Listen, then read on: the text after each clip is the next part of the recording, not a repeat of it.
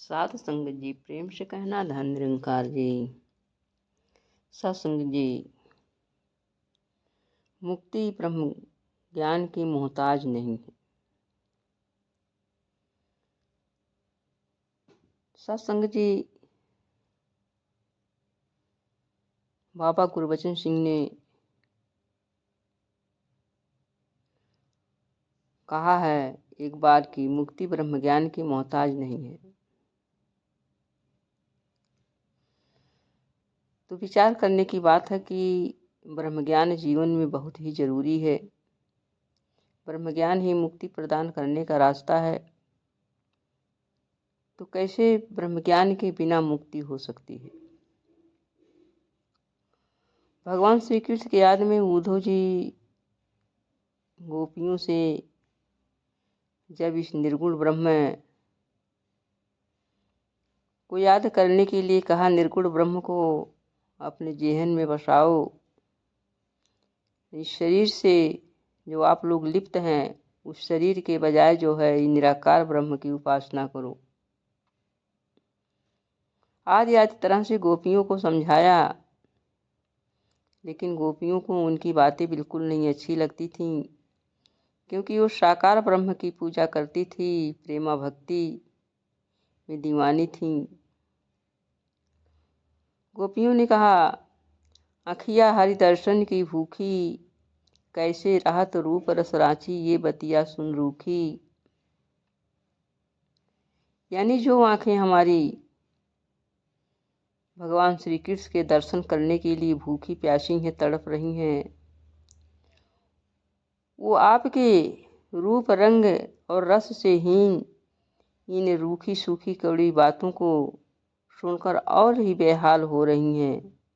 अर्थात आपकी बातें हमें बिल्कुल नहीं अच्छी लग रही हैं।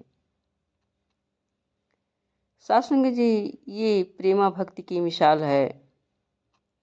आज धरती पर सदगुरु माता सुदीक्षा के रूप में विराजमान है, उपस्थित हैं, और इनकी कृपा से हम सभी लोगों को भक्ति करने का अवसर मिला है। ब्रह्म ज्ञान के हम लोग लाभ उठा रहे हैं। सत्संग जी, ये सदगुरु तो पूरे संसार को सुखी करने के लिए ही धरती पर आते हैं। सदगुरु आता है जग में सुखिया करने कुल संसार, सदगुरु आता है जग में करने केवल पर उपकार। पवित्र अवतार वाणी का ये शब्द है। ये रात दिन संसार को सुखी करने के लिए गली गली, कूचे कूचे, शहर शहर, रात दिन जो है मानो किस तरह से सुखी हो जाए,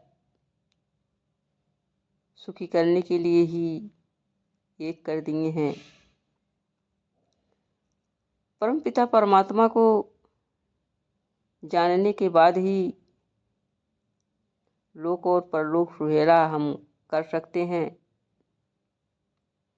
जब तक हम परमात्मा को जानते नहीं हैं तब तक लोक और परलोक हमारा सुहेला नहीं होता है। सत्संग जी, और भी जगह कहा गया है कि गुरु बिन भवनिधि तरय न कोई, ज्यों बिरंची शंकर सम हुई। अर्थात जब तक हमारे जीवन में सदगुरु नहीं आते हैं तब तक ब्रह्मा विष्णु महेश भी इस संसार रूपी भवसागर से पार नहीं उतर सकते हैं, अर्थात मुक्त नहीं हो सकते हैं। तो हमारे में कौन सी लियाकत है। यानी ब्रह्म ज्ञान जब तक हमारे जीवन में नहीं आता है तब तक हम इससे दूर हैं।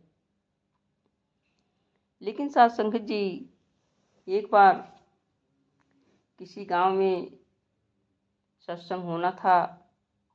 गांव में जाने के लिए सही रास्ता नहीं था।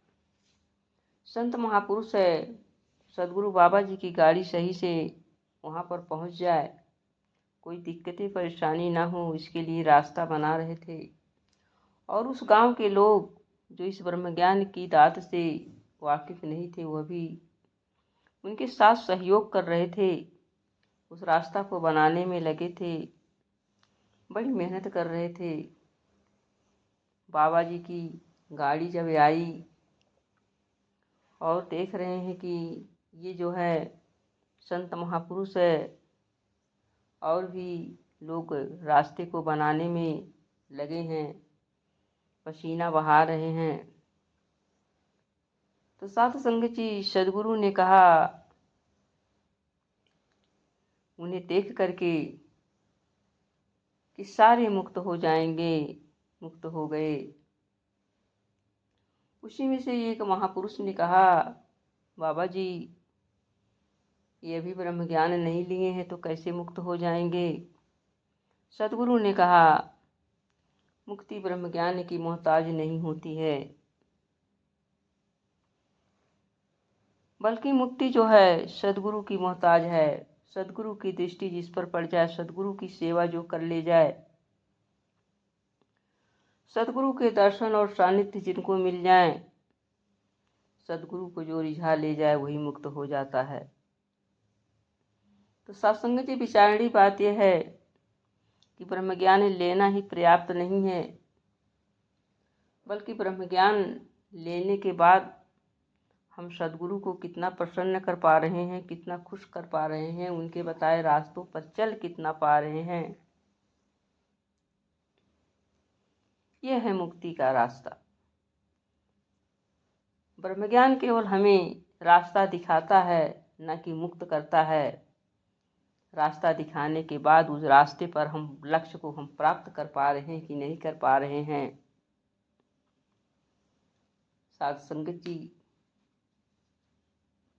आइए हम प्रयास करें कि हमारे जीवन में ब्रह्म ज्ञान तो आ गया है, लेकिन हम जो है अपने सदगुरु को रिझा ले जाएं, इनके वचनों पर चलते हुए इस सदगुरु को रिझा ले जाएं, सदगुरु को प्राप्त कर ले जाएं, तभी जो है हम मुक्ति के हकदार हो सकते हैं। तभी हम जो है हमारी भक्ति परवान हो सकती है। भक्ति लोग अभी ना समझे, प्रभु को पाना भक्ति है, और छोड़ के सारे रगड़े झगड़े गुरु रिझाना भक्ति है। प्रभु को पा लेना भक्ति है, प्रभु को रिझा लेना भक्ति है। तो साध संगत जी, हम प्रभु को पाएं और प्रभु को रिझा ले जाएं, तभी हमें मुक्ति के हकदार हैं। हमारे जीवन में तभी भक्ति आ सकती है। प्रेम से कहना, धन निरंकार जी।